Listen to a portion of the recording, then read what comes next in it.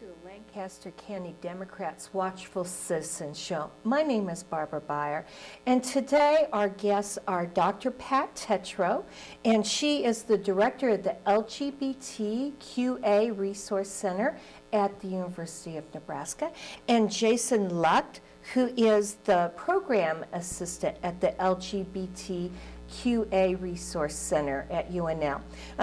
We're going to be talking today about gay youth and suicide. And before we launch into anything, I want you to tell me what LGBTQA means, Dr. Tetreault. Well, it stands for lesbian, gay, bisexual, transgender, queer, or questioning, and ally. Okay, well, thank you so much. That's a mouthful. It is. and I wanted to first talk about a very tragic incident that many people have probably heard about, and that is Tyler Clemente.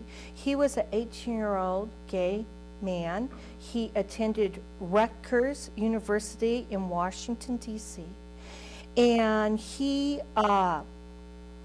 his roommate thought it would be funny to go and videotape him secretly without Mr. Clemente knowing while he was having sex with another man. And he put this on the internet, which is a horrible, horrible way to be outed. And Mr. Clemente, in his desperation, committed suicide. This happens all over the country. It just doesn't happen to one person. Here in Nebraska, the second leading cause of death for kids between 15 and 19 years old is suicide. Mm-hmm. Often they're gay.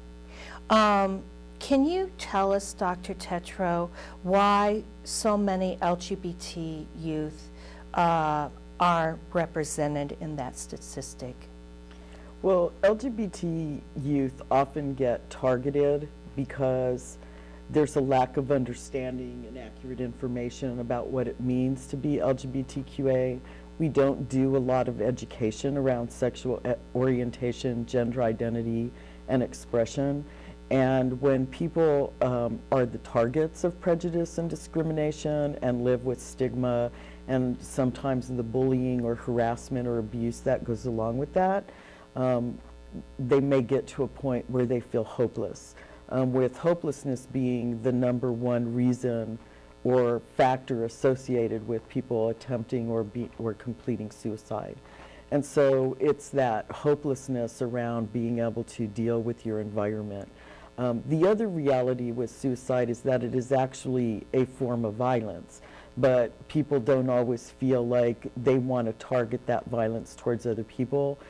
But if they are hopeless enough and are not able to cope with what's going on in their life, then they may turn that impulse for violence towards themselves. Do you see this in your work at university? Yes, we do see a lot of LGBT bias that happens. Not to say the climate hasn't gotten better, because it is improving. Mm-hmm. And I think one of the reasons we even heard about these suicides is because there are more youth who are coming out, mm-hmm. and there's more visibility around LGBT issues, and society is shifting towards being more understanding and accepting, although we still have a long way to go. So we hear about bias incidents, and we know that there are people who struggle. We do have certain resources at UNL that come in really handy as well, but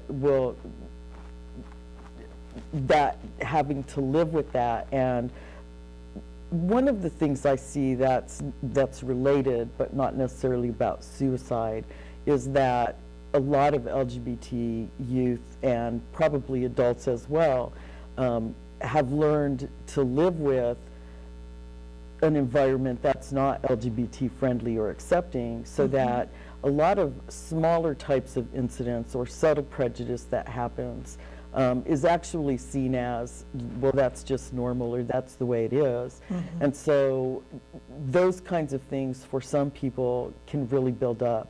And not having family support or a social support system can really make a difference, because one of the things with LGBT families and individuals is that they're not always accepted by their families, and so they may get kicked out or abused at home. They're not always accepted in their schools. So again, the same thing may happen there, and the same may be true of faith communities. So a lot of the places where people go for support are not always accessible or open to LGBT people in ways that would be affirming and helpful for them. So what does the LGBTQA Resource Center do for youth, Jason? We offer a lot of different services. We try to do educational programming around LGBTQ issues, including, same-sex marriage, the Don't Ask, Don't Tell policy that was recently repealed by the Senate. Yay. Yes, yay. And of course, suicide prevention, and just trying to create a better climate and educate the other students around who might have come from a small town where they haven't seen much diversity, and this might be their first experience with LGBTQ individuals or any other kind of diversity. And really, we're just kind of like the middleman that's trying to show them the diverse world in an educational manner. Good.